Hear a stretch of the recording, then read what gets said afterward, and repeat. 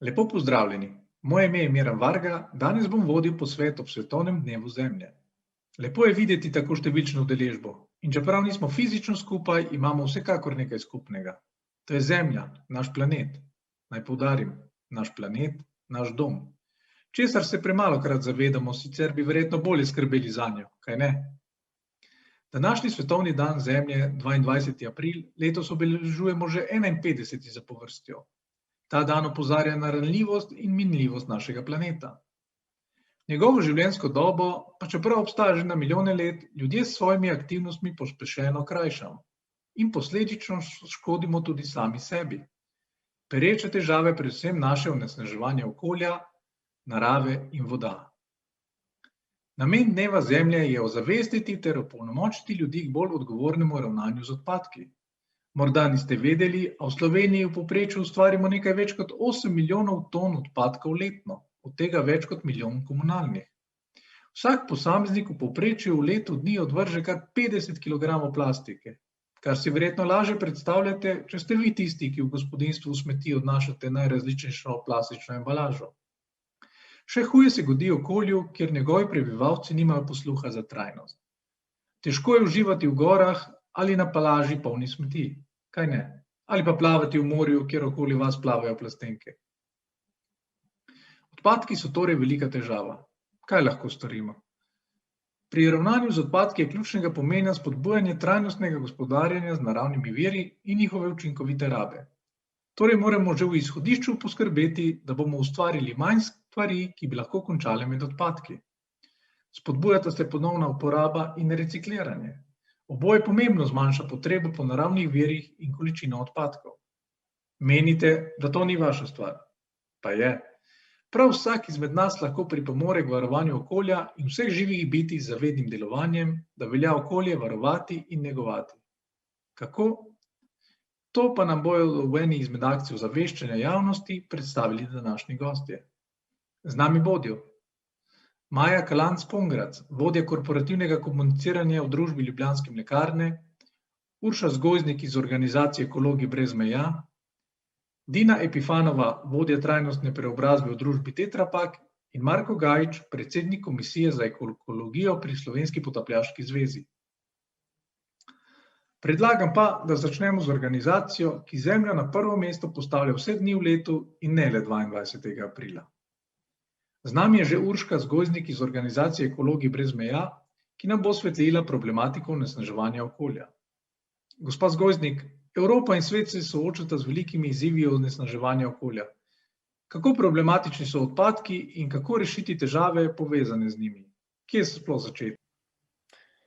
Ja, količine odpadkov naraščajo količine embalaže, prihaja do težav pri prevzemanju. Embalaža je tudi zelo kompleksna, sestavljena iz več različnih materialov, kar pomeni, da jo je težko potem ločiti in predvsem težko jo je tudi potem dobro reciklirati.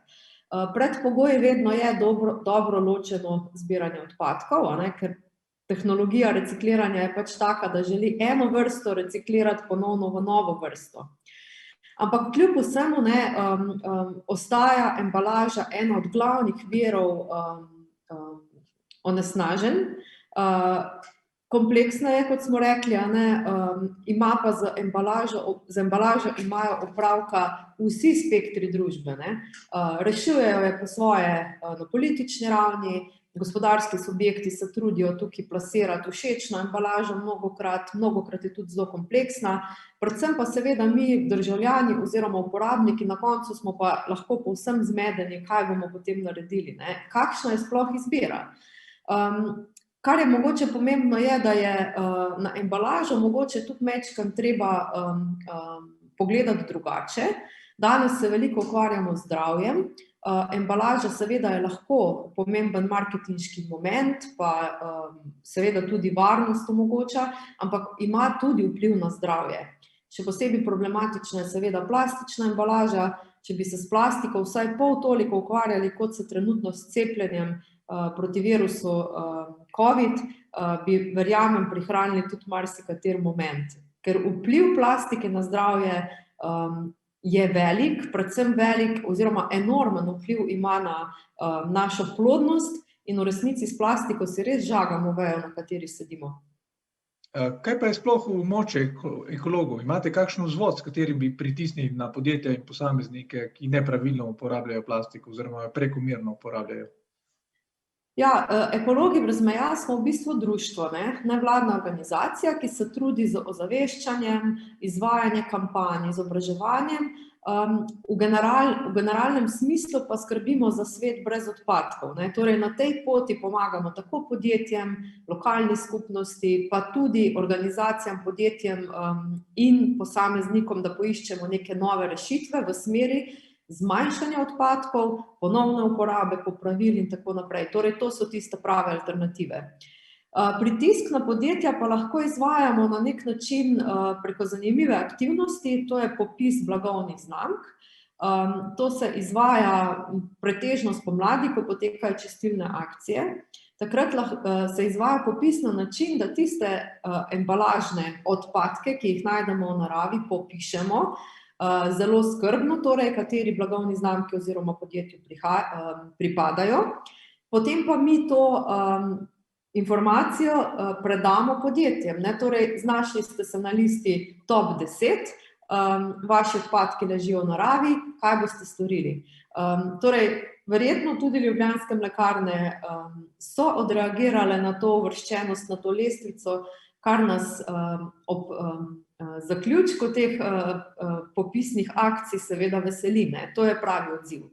Mogoče samo še to, ekologi sicer nimamo nekih zakonodajnih vzvodov, lahko seveda pritiskamo, lahko seveda pišemo pobude, ampak bolj pomembno je, da predstavljamo del javnosti, ki pa lahko zahteva rezultate, zahteva boljše ravnanje z embalažo, boljše odločitve, predvsem pa spodbuja vse nas, da smo bolj ljubeznivi do okolja.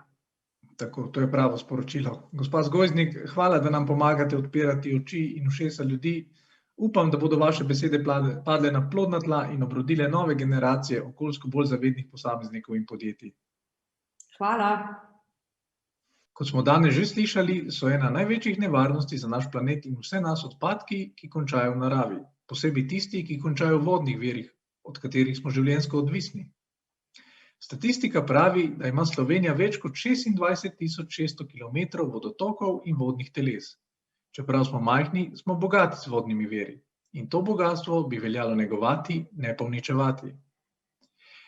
Gospod Gajič, na televiziji lahko ob rednih letnih akcijah vidimo, kako potapljači iz Ljubljanice in drugih slovenskih rek največkrat potegnete stara kolesa, železo, vozičke, prometne znake, plastično embalažo. Kako onesnažene so naše reke, jezera in ta naš košček morja? Koliko odpadkov s takšnimi akcijami odstranite iz njih?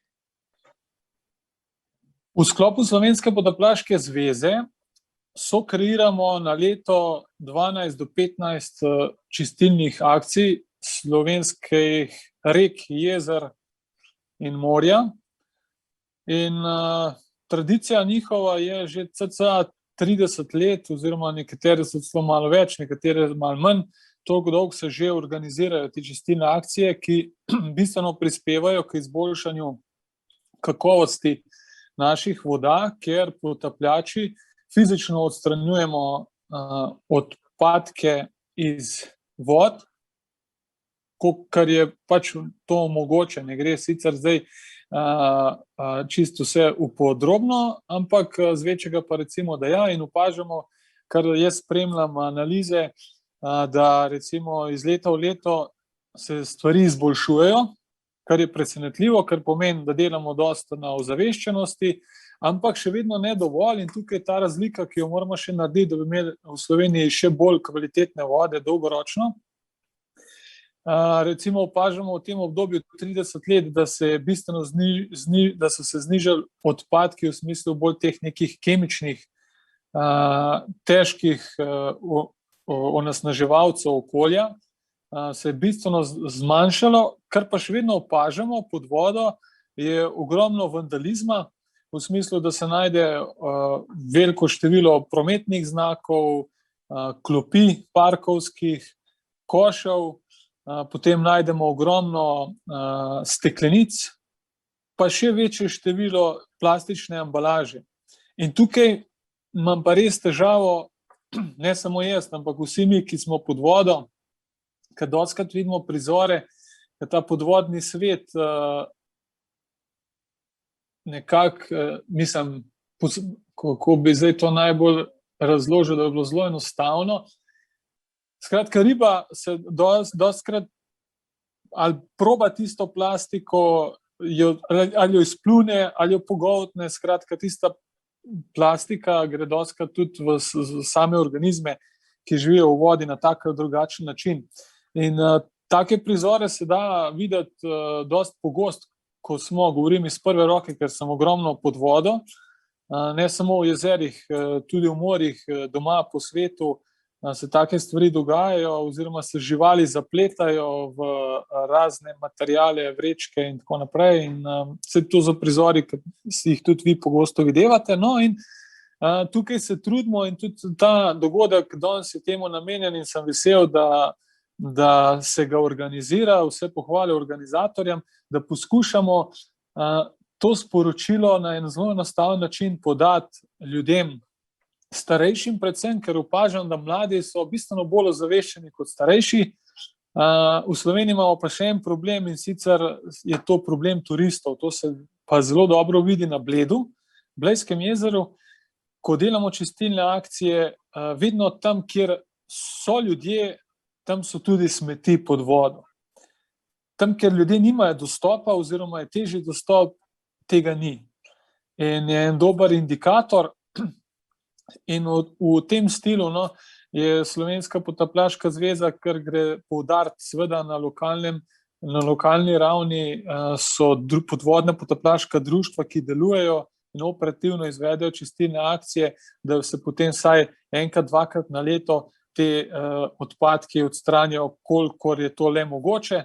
In zahvala gre tudi našim partnerjem, gospodarstvu in tudi državi, ki vidim, da v parih letih, saj kar mi delamo na tem zelo intenzivno, že od leta 2011 imajo vedno več posluha za te akcije in se da kreirati dobre zgodbe in v teh letih smo tudi že konkretne rezultate dosegali. Če govorimo o številkah, recimo, da je to nekih cca 5, 6, mogoče 7 ton tu nekje odpadkov na leto, odvisno pač vsako leto varira.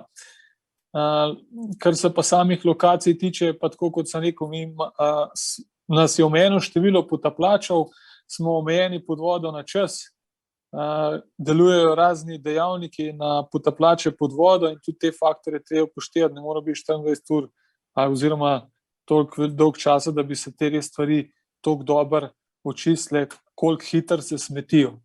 Potem je pa seveda, kar se samih vod tiče, še kak drug problem, ampak bomo mogoče v naslednji fazi tudi na to temo kar rekla. Ampak na recimo to temo bi izpostavil to tematiko in rekel, da je iz leta v leto boljše, ampak še eno je veliko teh stvari v vodi, ki ne sodijo v vodo.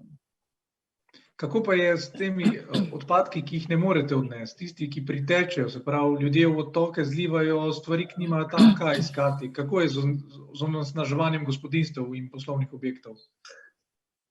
Ja, način in vrsta onesnaževanja se stalno spreminja, kar opažamo.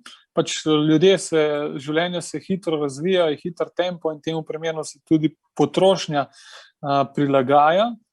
Sistemi so zastareli, ogromno se zmeče v odtoke nekih kemičnih snovi, ki jih vsakodnevno uporabljamo, ali je to z umivanjem, ali gre za lepotenje. Izločamo odpadke, tudi kot so zdravila, recimo, ne nazadnje tudi virusi, grejo v ta isti sistem. Potem en velik problem tudi je mikroplastika, ki se v zadnjih letih kar nekaj že govori o tem, predvsem, ker jaz vidim težavo je v tem delu, kar se oblek tiče in posledično seveda, ko se perejo, gre skozi ta sistem ogromno mikroplastike v te komunalne sisteme. Čistilne naprave pa niso prilagojene oziroma ni še te tehnologije, čarobne palčke, da bi vse te snovi izločil oziroma jih filtriral na čistilni napravi, ne obstaja in tu je težava. Grejo potem vse ti elementi, ki sem jih prej omenil, večinoma grejo skozi čistilno napravo in se zopet vrnejo v naš vodni krog, v smislu, da grejo v podtalnico oziroma se odpeljejo v reko, posledično v morje, se pravi življenje pod vodo, ribe in druge organizme in potem to spet pride k nam nazaj. En dober primer bi bil recimo, če bi si nalil kozarc vode in bil ta kozarc vode recimo dal noter te male baterije, ki se jih dostikrat tudi najde v vodi, ne vem, kaj se počne z našimi gosti, ljudmi na Bledu, da še vedno mečejo te baterije in isto varovalke, te iz gospodinjstva noter v vodo. Če bi si to baterijo dal v ta kozarc, jo pustil en teden in potem to vodo spil, dvomim, da bi jo pil, ne bi jo pil, ampak to je primer, ki ga ti vidiš tukaj, ko pa ti vržeš nekaj doma v odtok na tak ali drugačen način, to slej ko prej pride nazaj in tu je velika težava. Torej, taka, kakršna je potrošnja, kaj vse se v svetu dogaja s to hitro rastjo, razvojem, na drugi strani nimamo sistemov, ki bi te nevarne snovi, po domače povedano, ustavili, odmaknili, jih zreciklirali, naprej spustili dobro kvalitetno vodo. In ne, tukaj je težava. Torej, ta sistem se vrne nazaj in zato se že v vodi tudi pitni najde mikroplastika. In kaj bomo na to rekli? Mikroplastika je karcinogena, pa vprašanje, kaj še vseeno zraven in imamo to, kar imamo. Torej, problem je resen, se ga je treba na resen način lotiti. Rešitve so počasi, se pravi mi, ker smo jih tudi našli v gospodarstvu, ne samo v Sloveniji imamo eno dobro podjetje, ne vemo, ga lahko poimenujemo, ki dela tudi filtre za mikroplastiko, so zelo inovativni in z njimi bomo tudi, bojo del naših projektov in bomo poskušali stvari premikati naprej, koliko je v naši moči, v sodelovanju z vsemi deležniki na nacionalnem nivoju dol do najnižjega nivoja. Seveda vedno pa je pa treba izhajati iz sebe, ker vedno smo mi tisti, jaz, vi in vsi ostali, ki lahko bistveno doprinesemo k tem, da se take stvari ustavijo, ker te plastike oziroma vseh teh smeti je res ogromno in ni več pravega ravnovesja v kombinaciji z naravo. Ljudje in narava, pač to je en del, ki gre skupaj, marsikdo se tega ne zaveda, ampak to tako temu je. In posledice so tudi danes že vidne vse povsod. Ampak evo, še vedno je čas, da stvari spremenimo in mislim, da sem prepričan, da bo tudi ta današnji dogodek doprinesel k temu, da naredimo nekaj dobrega za ta del. Upajmo. Kako pa v Slovenski potapljaški zvezi ocenjujete onesnaženost domačih rek v primerjavi z našim morjem? Je morska voda, na primer, zaradi turizma bolj izpostavljena onesnaževanju? Kar se tiče fizičnih smeti, bi zagotovo rekel, da morje je bolj onesnaženo iz omenjenega razloga, ker pač ljudje se manj pogosto kopajo oziroma imajo stik z neko reko, kot pa s samim morjem. In to je s tem posledično povezano. Kaj pa je vas kot potapljača? Vas je groza, kaj vse vidite v rekah pa morju? Oziroma, kaj vas najbolj ujezi oziroma jezi? Zanimivo vprašanje. Ujezi, rekel bi, če bi to komponentno vključil, da bi me nekaj jezil, bi me res skozi jezil, ne več užival pod vodo, ampak me pa žalosti, da v tem času, kjer smo danes, da se take stvari dogajajo, da ljudje še vedno neko smet, kakršnakoli že je, vržejo v vodo, oziroma namesto, da jo mogoče 5 metrov 10 oziroma pač nesejo na neko primerno mesto in jo tam odložijo. Imamo infrastrukturo zadaj, ki omogoča kakovostno dobro recikliranje.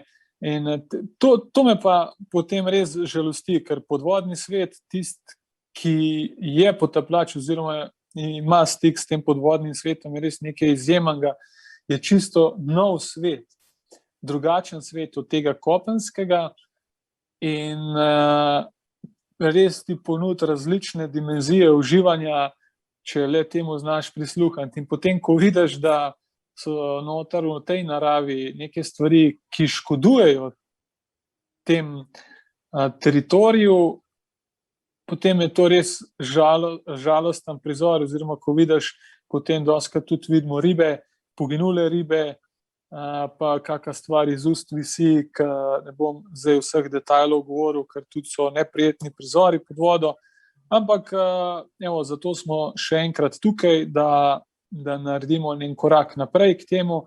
Mlajše generacije se mi zdi, da imajo že občutek do okolja, starejše pa pač tako, kakor je. Čas bo zahteval svoje, da pride do korekcije tudi na tem delu in mislim, da imamo potencial, da še vedno čez nekaj let zaživimo na polno, zeleno, modro, tako kot je moj ozadje in vaš.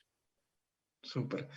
Hvala, gospod Gajc, za oris stanja onesnaženosti naših voda. Želim vam še veliko prijetnih trenutkov pod vodo, veliko posnemovalcev in čim manj dela, ne? Hvala enako tudi vam za povabilo, izkoristil pa to priložnost in povabil vse ljubitelje podvodnega sveta, da se nam pridružijo na Slovenski potapljaški zvezi na naši spletni strani, imajo vse informacije, kdaj smo, kje prisotni, kjer čistilne akcije so. Če tudi niste potapljači, ste lahko del tega, pridete pogledati, vam z veseljem pokažemo, kako delati z opremo, kako je pod vodo, lahko tudi poskusite in mogoče kasneje se tudi priključite aktivno v tem delu. Skratka, hvala lepa in srečno in lep vodni pozdrav vsem skupaj. Zdaj pa si poglejmo, kako za prijetnejši planet skrbijo v Ljubljanskih mlekarnah. Priznam, nad kreativnostjo, vsebino in sporočilom akcije Poberi svoj ego in odmuvaj svojo plastiko sem preprosto navdušen. Več o njej pa nam bo zaupala Maja Kalam-Pongrac iz Ljubljanskih mlekarn. Maja, beseda je vaša. Ja, hvala. Skrb za okolje postaja vse bolj pomemben indikator odgovornega delovanja nas podjetij, česar se v Ljubljanskih mlekarnah dobro zavedamo. Rada pa rečem, da se mi tega zavedamo že kar nekaj časa in mogoče precej pred tem, ko je skrb za okolje postal en tak buzzword in tako pomembna tema. S svojim odnosom namreč vplivamo na kakovost življenja širše družbe. Smo le velik proizvajalec, ki damo ogromno izdelkov na trg. Zato smo tokrat združili moči z Ekologi brez meja in Slovensko potapljaško zvezo.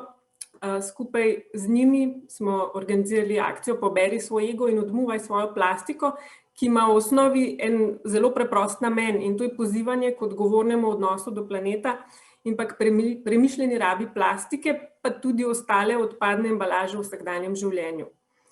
Zdaj, kot največja mlekarna in največji slovenski proizvajalec mleka, praktično večino svojih blagovnih znamk, ki so kupcem zelo dobro poznane, pakiramo v Tetra Pak embalažo, ki pa jo znotraj našega podjetja tudi recikliramo. Namreč, ko mi to embalažo formiramo v mlečne izdelke, nastane na leto nekje približno 160 ton ostanka te embalaže in tega smo uspešno, konec leta 2019, zaključili v sistem zapiranja interne snovne zanke.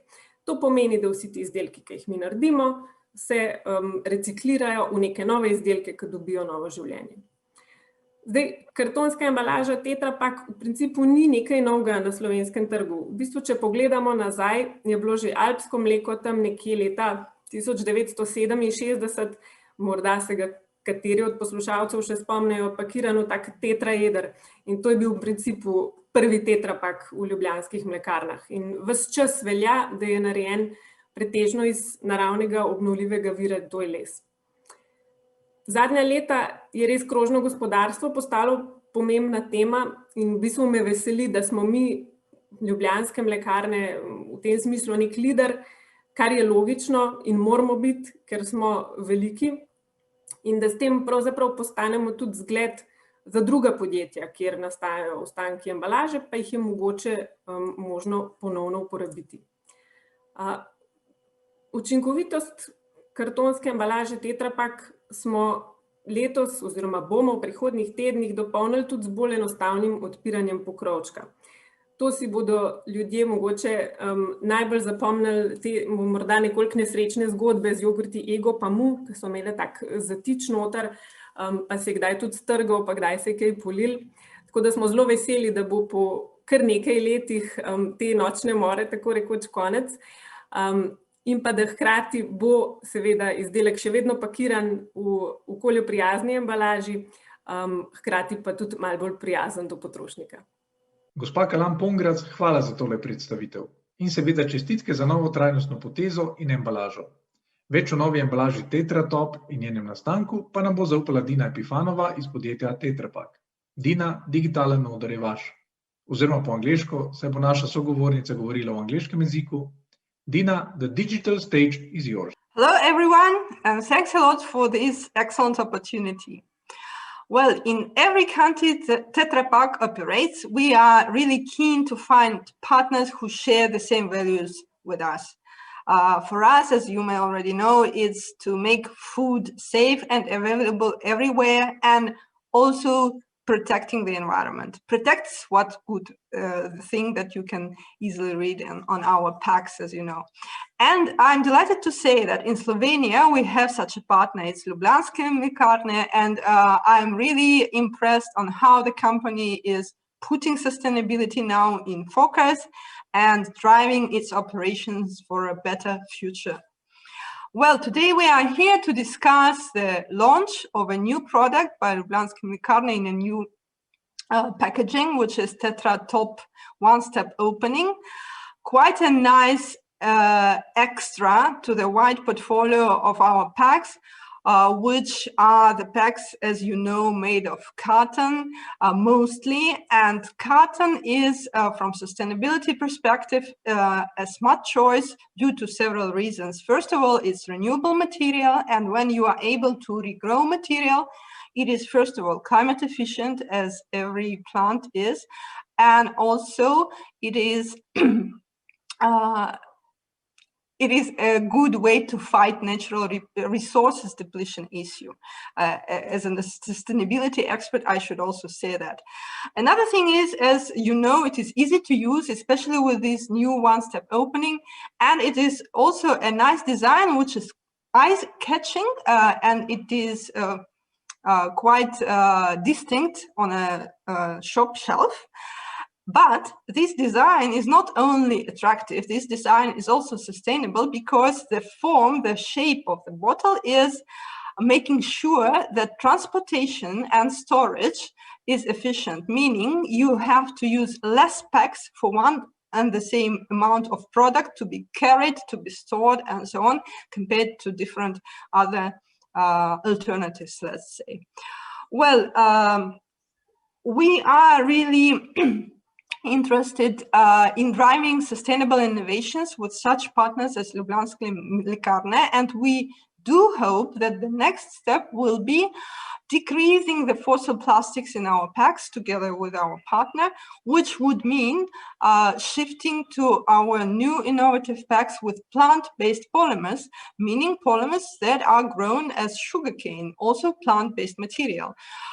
It would help us to reduce climate impact with extra 15-20% additionally.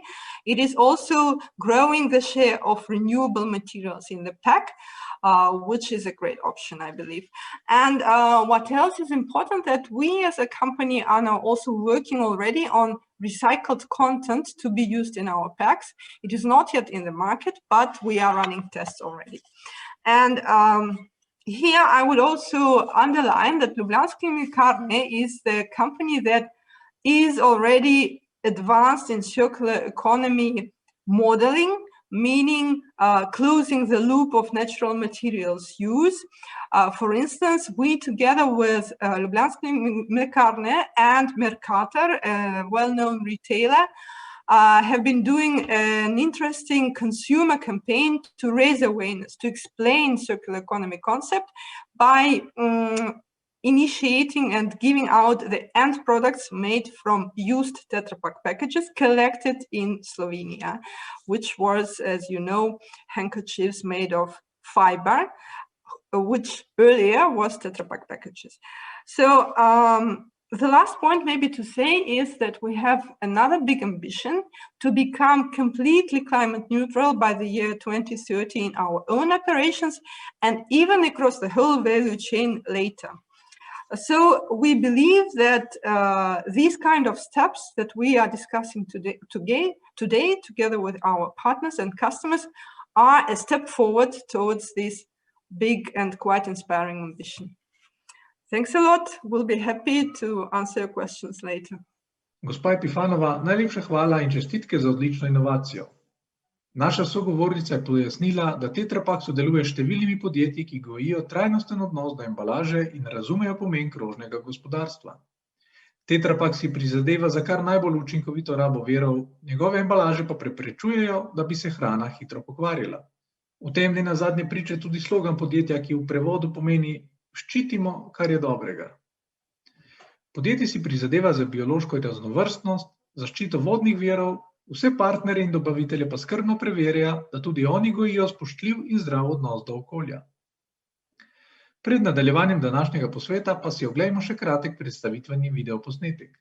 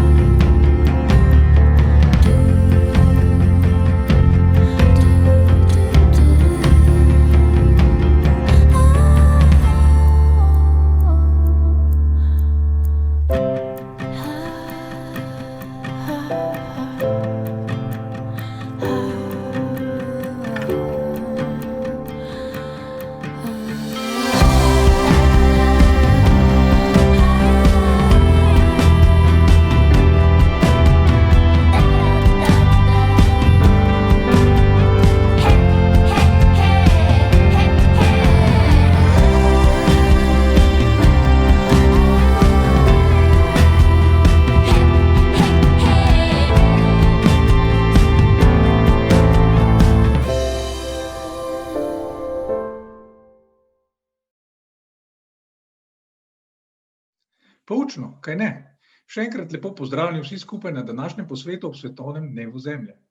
Vse obiskovalce, ki nas danes spremljate, vabim, da v okence za klepet napišete morebitna vprašanja za naše sogovornike. Nekateri ste to že storili, drugi pa se le opogumite. Pa začnimo z današnjo virtualno okroglo mizo. Plastika oziroma mikroplastika je, kot smo lahko slišali, ena največjih groženj našemu okolju. Gospa Zgojznik, kako organizacija Ekologi brez meja gleda na odpadke, posebej embalažo in plastično embalažo?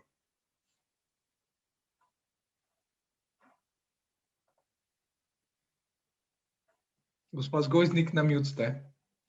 No, to je ta klasična, klasičen problem današnjega časa. Ja, skratka, na odpadke gledamo zelo preprosto, preveč jih je. Ampak za nas so zelo povedni, česarkoli se lotimo, katerikoli projekt zaganjamo, vedno gledamo iz odpadkov nazaj. Povejo nam, kako živimo, kje so napake, kaj bi lahko izboljšali. Je pa res, da se največkrat ukvarjamo ravno z embalažo. Kot rečeno, je preveč kompleksna, pri plastiki recimo se tudi največkrat ustavimo, ker zmotno mislimo, da je plastika samo ena vrsta in če bomo to zbrali, potem bomo pač dobili nazaj z recikliranjem to plastiko in bo stvar preprosto stekla.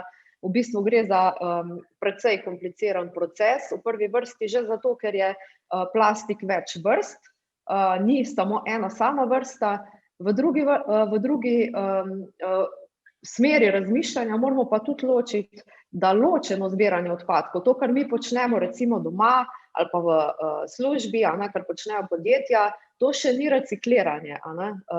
Predpogoj za dobro recikliranje je ločeno zbiranje odpadkov. Tako da z našega zornega kota smo v zadnje čase zelo okupirani s plastiko, sem že omenila, zakaj. Je pa res, da ta prispevek odpadkov, mogoče še to k podnebnim spremembam, je pa tudi zelo podcenjena. Podnebne spremembe so ena tema, ki pač nas vse je zdaj okupirala, o tem se veliko pogovarjamo, ampak odpadki imajo tam zelo majhen del, pozabljamo pa, da so v bistvu zaradi potrošnje, ki privede do enormnih količin odpadkov, vplivi na podnebne spremembe pri vseh ostalih dejavnostih. Torej tudi, ko mi vozimo kamione iz enega konca Slovenije ali pa sveta na drugega in so notri pač neke stvari, ki bodo postale odpadek, tudi tu notri je pač vpliv odpadkov, ki ga pač zaenkrat še ne merimo. Tok. Hvala. Še eno vprašanje z vas. Glede na to, da ste že prej omenili seznam podjetij, katerih izdelki so najpogosteje končali kot odpadek v naravi, me zanima, kakšni so parametri tega ocenjevanja, na katerih območjih to pregledujete, kakšna merila upoštevate? Verjetno govorimo o tem popisu blagovnih znamk, mi rečemo, oziroma brand audit. To je ena aktivnost, ki je v bistvu nadgradila aktivnosti čistilnih akcij znotraj mreže Let's Do It, ker v bistvu moramo si priznati, če imamo mi uspešne čistilne akcije, to definitivno ne more biti zelo uspešna aktivnost, ker če mi veliko odpadkov poberemo, v bistvu nismo nikamor prišli. Uspešne čistilne akcije bodo takrat, ko bomo pobrali zelo malo odpadkov. In iz tega zornega kota smo v bistvu rekli, moramo iti korak naprej, začeti pri izvoru. In ta popis blagovnih znamk se izvaja povsem prostovoljno na tistih koncih in tistih mestih, kjer se pač organizira ena skupina ljudi. Metodologija oziroma kako se to popisuje je pa dogovorjena po celi Evropi oziroma celo po svetu, tam, kjer se tega lotevamo, zato ker na koncu tudi vsi zberemo te podatke in imamo v bistvu potem enoten podatek za eno svetovno korporacijo, kaj se dogaja z njenimi odpadki. Tako da vabljeni, da se pridružite spet naslednjič vsi. Super. Plastika in drugi odpadki bi torej morali biti bolj pod nadzorom. Gospa Kalam-Pongrac, kako so se ljubljanske mlekarne lotile izziva zbiranja in reciklaže embalaže? Kako dolgo ste, če se tako izrazim, zapirali ta krog oziroma zanko? Ja, mi smo to zaprtje snovne zanke zaključili konec leta 2019, ampak se bom v bistvu vrnila na to, kar je Urša omenila. Ločeno zbirali odpadke smo pa že davno prej, samo to je pač prvi korak. Ločeno jih je treba zbrati, to moramo delati podjetja, ker se tam vendarle ustvarijo neke velike količine. Mogoče še eno podpojasnilo, to so količine, ki se zgodijo pri nas v proizvodnem obratu, kot razni odpadki, kot obreznine in podobno. Medtem ko seveda drug del, večji del odpadkov pa nastane pri doma. Zato je ves čas ta poziv, vsak lahko nekaj prispeva in ta ogromna količina se zgodi pri vsakmu od nas, ki smo tukaj tudi potrošniki. Zdaj pa, da je stvar zaključena, se pravi, da ta odpadek se ne samo odpelje, rekla, in se ločeno zbere, se mora z njim tudi nekaj zgoditi. Zdaj v primeru te kartonske embalaže oziroma tetrapak embalaže so nažalost ne v Sloveniji, ampak v Italiji posebni proizvodni obrati, v principu papirnice, ki razslojijo to embalažo, da nastane ena taka pulpa in iz tega pravzaprav potem naredijo razne higienske pripomočke, robčke, brisačke za uporabo v kopalnici in pa toaletni papir. No, in mi smo tako zaključili ta osnovni krog, da potem ljubljanske mlekarne, ki imajo vendarle 600 zaposlenih, odkupujejo potem te izdelke, ki so narejeni v bistvu iz reciklirane tetrapak embalaže nazaj in jih uporabljajo, se pravi, v svojih prostorih, kar spet ni majhna količina in ima nek pozitiven efekt. Predvsem je pa treba vedeti, da tukaj pač lahko bi kupovali tudi kakšne druge. In v preteklosti smo tudi to počeli, tako smo pa tukaj prišli na idejo, zakaj ne bi pravzaprav kupili nekaj, kar je od nas prišlo, pa dobi življenje v novi obliki. Super. Obstajajo seveda tudi alternative rabi plastike na področju embalaže. Eno najbolj razširjenih, ki jo poznamo v današnji praksi, je predvsem kartonska embalaža. Vse se uporablja za različna tekoča živila in pijače. Gospa Epifanova je v svoji predstavitvi že naštela številne prednosti te embalaže. Zdaj pa nas zanima, tako kot nekatere naše gledalce, kako to, da v praksi še ni v celoti nadomestila plastične embalaže na vseh področjih, kjer je to mogoče. Miss Epifanova, there are also alternatives to plastic packaging. A rather famous one is the carton-based package for drinks. In Slovenia, it's just known as a Tetra Pak. You've mentioned several benefits of the new packaging. How come it has not yet replaced the plastic packaging wherever possible? Okay, Miran, thanks a lot for your question. A good one, actually. So let me wrap it up into two main reasons. First of all, let's say there is no market where a single solution is dominant, and I think it's good, actually. Any kind of competition makes competition in sustainability as well, and I believe it's a good situation. So when we talk about alternatives, or when we talk about areas for improvement, let's say, I have said already all the key advantages like climate efficiency, renewable materials use, sustainable practices within transparent value chain, and so on.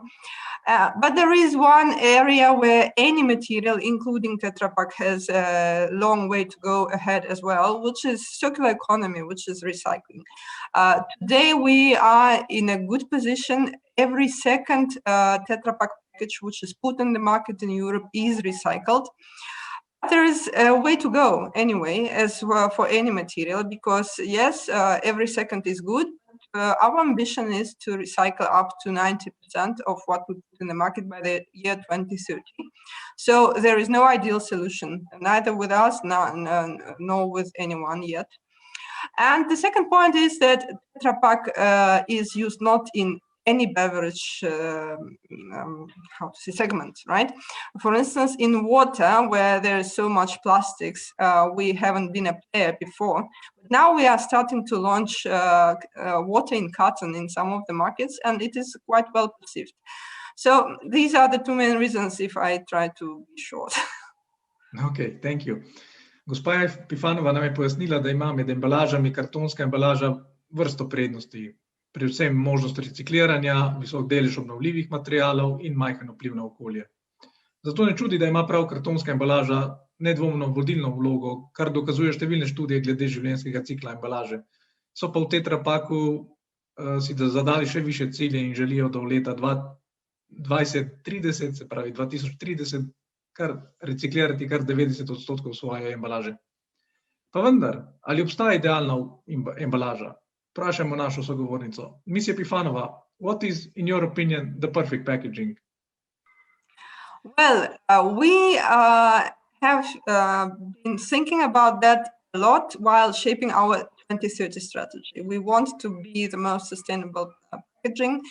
We have our ambitions, and this is our vision. Let's say we strive that our packaging will be only of renewable materials, because today it's not yet there, and we want to use less plastics, less fossil plastics, let's say traditional plastics. We want plastics to regrow from plants as well as cotton. We want to substitute aluminum foil for another material. Aluminum foil is key for food safety, and it's a perfect barrier. But still, now with sustainability in focus more than ever, we want to replace it also, and we want it also to come from renewable sources.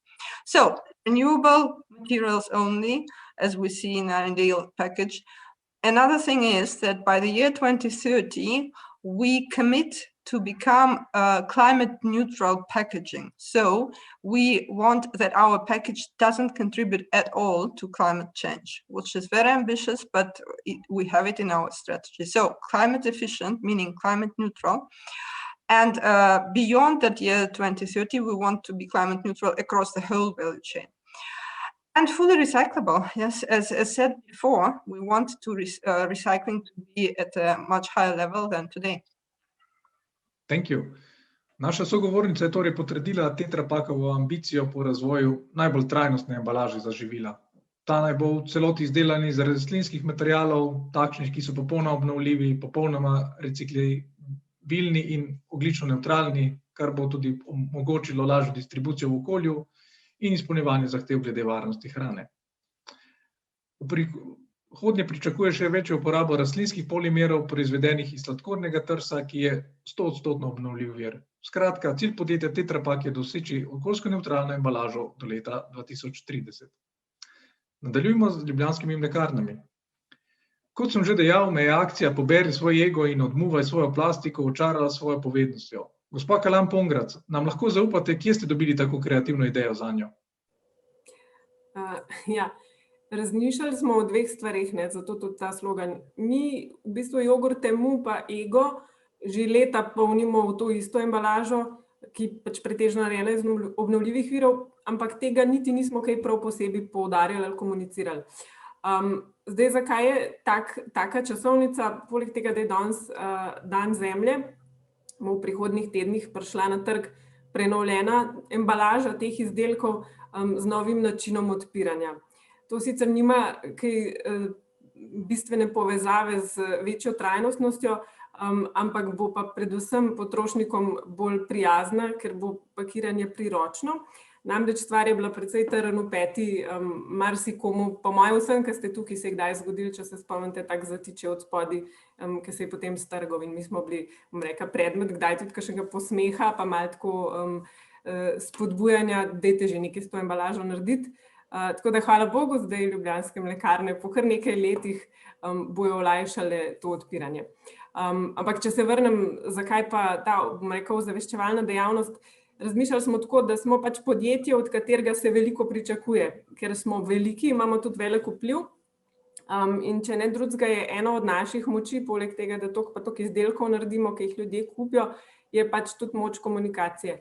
In na to, da imamo ustrezne kanale in zakaj jih ne bi izkoristili, ne samo zato, da ljudem nekako rečemo, dajte kupiti naše izdelke, ker so morda boljši ali pa bolj kakovostni, pa v bolj trajnostni embalaži, ampak tudi, da jih ozaveščamo o drugih stvareh.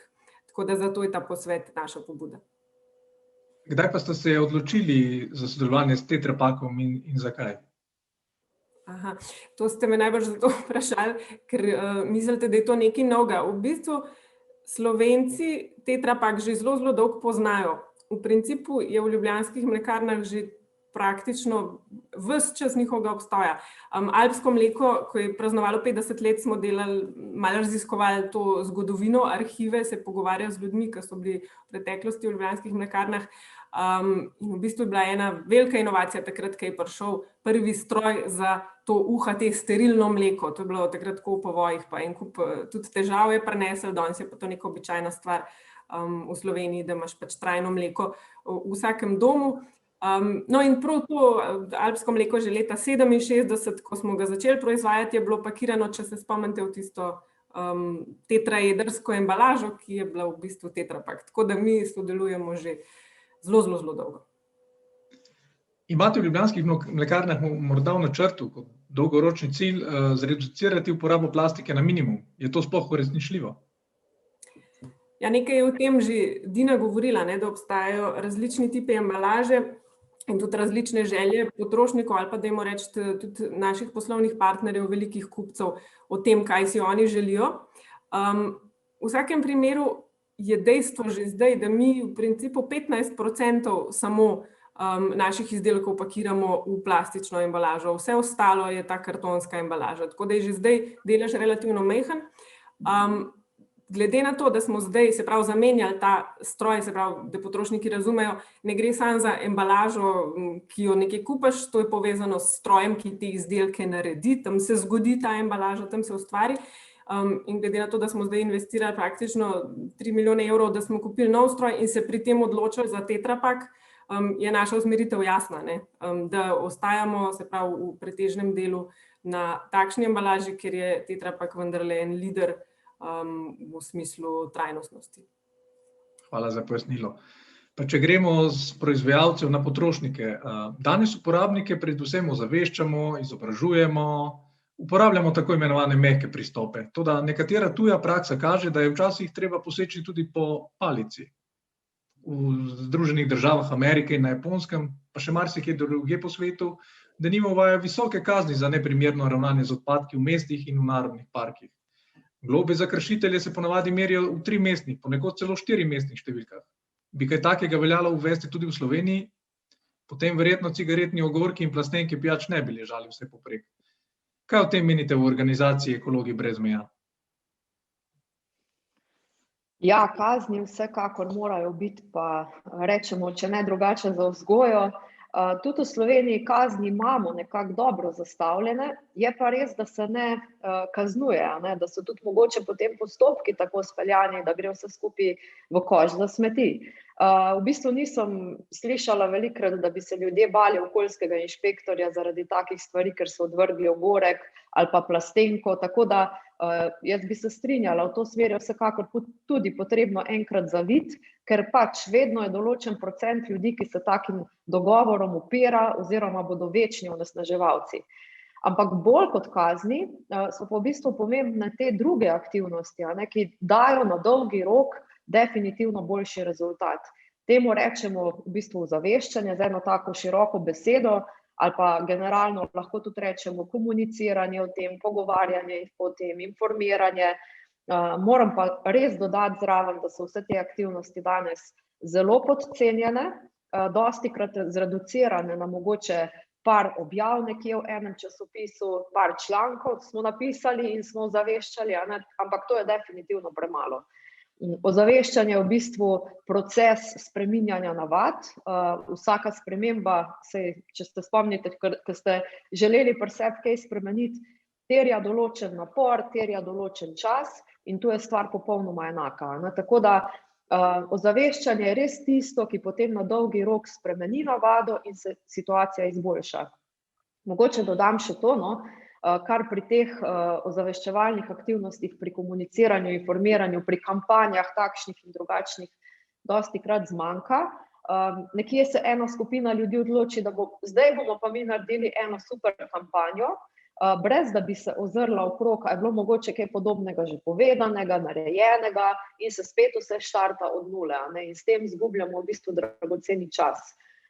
Manjka torej enega, bi rekla, sodelovanja tudi z različnimi deležniki družbe ali pa tako na eni strani med odločevalci, podjetji in na drugi strani s civilno družbo in samo taki projekti lahko imajo res, res dober odmev. Tako da kazni, ja, bi se splačalo tukaj še kaj povedati o tem, ampak na drugi strani je treba okrepiti tudi ta del. Kaj pa lahko vsak posameznik po vašem mnenju naredi za svet z manj odpadki? Oziroma, kaj bi moral narediti? Meni se zdi zelo preprost recept, je tukaj definitivno merilo in to je vsak korak šteje. Mogoče se res to sliši že kot ena floskula, ampak dajmo to spremeniti v dejanja. Vsak korak, kakšen bo naš naslednji korak v prihodnji uri? A bomo mogoče šli po stopnicah peš namesto z dvigalom, a bomo mogoče v trgovini izbrali en izdelek, ki je bolj trajnosten, ki ima mogoče manj embalaže, mogoče celo šli v nakup v rinfuzo. Torej, vsaka taka stvar šteje. In kar se mi zdi zelo pomembno, ko začnemo s temi stvarmi, pa se nam včasih zdi, saj ne morem vsega narediti, pol je pa vseeno, če pač nič ne naredim.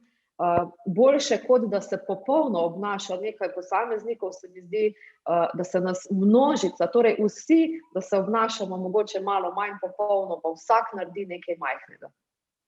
Super, lepo sporočilo. Takole, jaz sem izčrpal svoje vprašanja za svoje sogovornike, zato je prav, da pogledam, kaj zanima vas. Samo trenutek. Prvo vprašanje je za gospo Epifanovo. Miss Epifanova, how do users know which packaging is environmentally friendly? Are there any labels?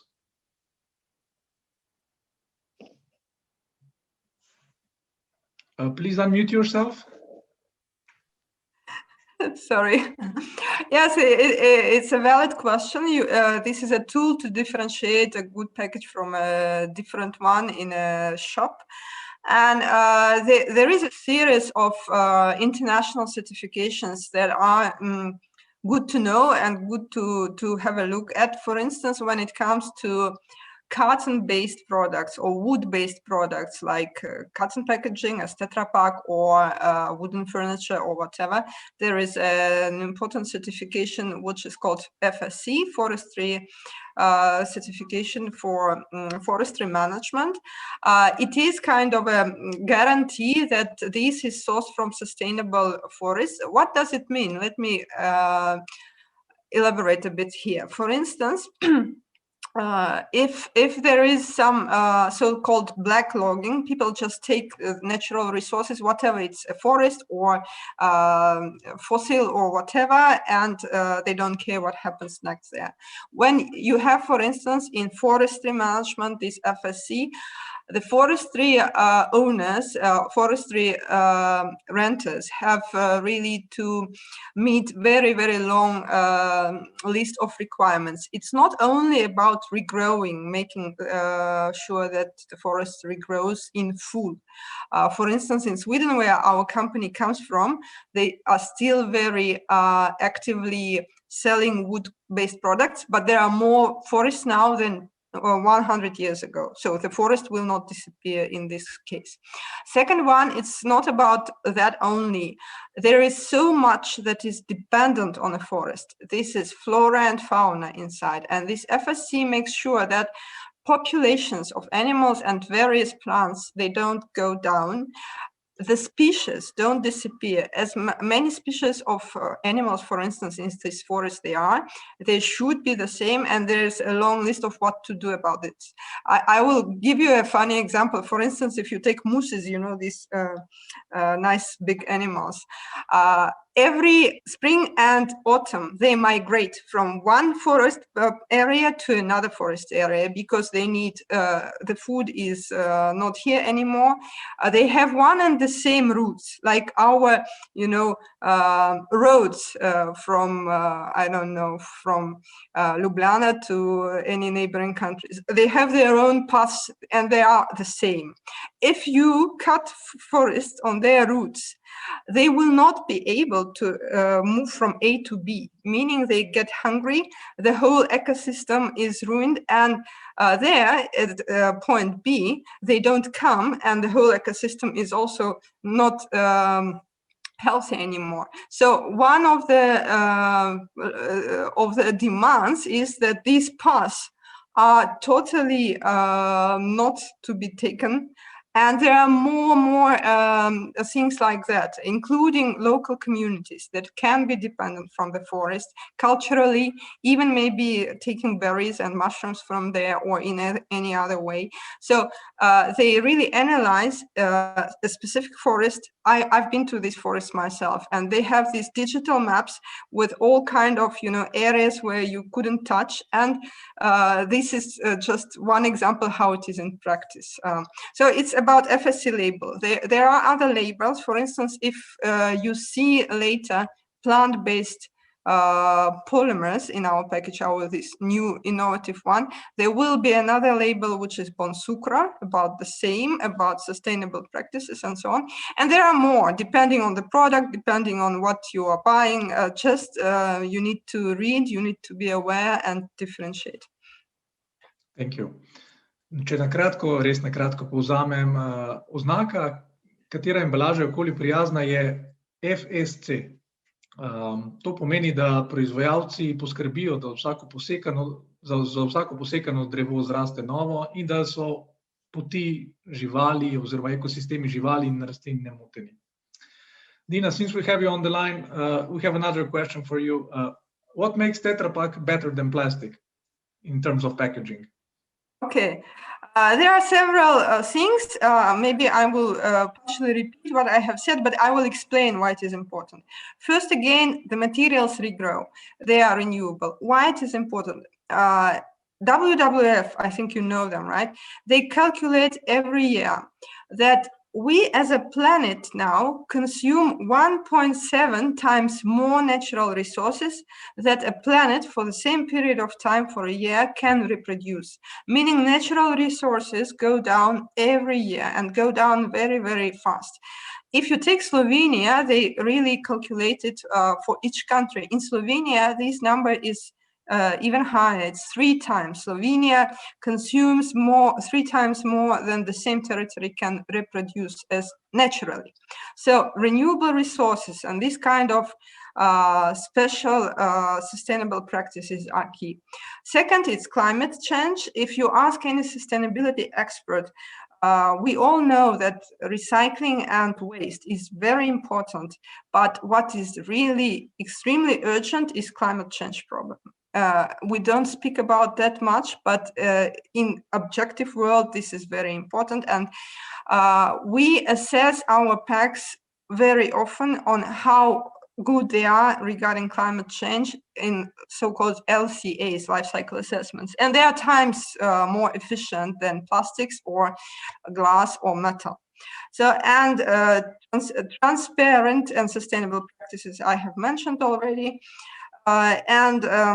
So what else? I will not repeat myself, maybe. These are the key points that I have to mention. Thank you. In če še enkrat kratko povzamem, kartonska embalaža je boljša od plastike, stekla, tudi kovine, predvsem z vidika okoljskih sprememb in vpliva na podnebje, dolgoročnega vpliva na podnebje. In kot smo že pri okolju, Urša Zgojznik, za vas imamo tudi dve vprašanji. Gledalce zanima, kdaj bo spet projekt Očistimo Slovenijo? Ja, kot sem omenila, čistilne akcije ne bi smele biti glavna okoljska oziroma ekološka aktivnost nobenega naroda, ne samo Slovencev. Akcije Očistimo Slovenijo smo v bistvu izvedli 3. Tisto ta zadnjo leta 2018 smo izvedli ravno s tem namenom, da še zadnjič opozorimo, da to ni najbolj prava aktivnost in da več napora usmerimo v preprečevanje, zmanjševanje odpadkov, preprečevanje smetenja, tudi v kaznovanje in še več ozaveščanja. Tako da prihodnje akcije Očistimo Slovenijo definitivno ne bo takšne, kot poznamo. Kot rečeno, dajmo vse napore na lokalnem nivoju, znotraj svojih organizacij in družin usmeriti v to, da ne bojo odpadki ležali vse povsod. Vseeno pa povabilo znotraj mreže Let's Do It World, torej ta neka krovna mreža čistilnih organizacij po svetu, se odvijajo nove aktivnosti in v jeseni bo nekaj, kar bo kar zavibriralo, slogan teh novih akcij pa v smeri Očistimo svoje digitalne smeti. To bo šele ena nova zadeva.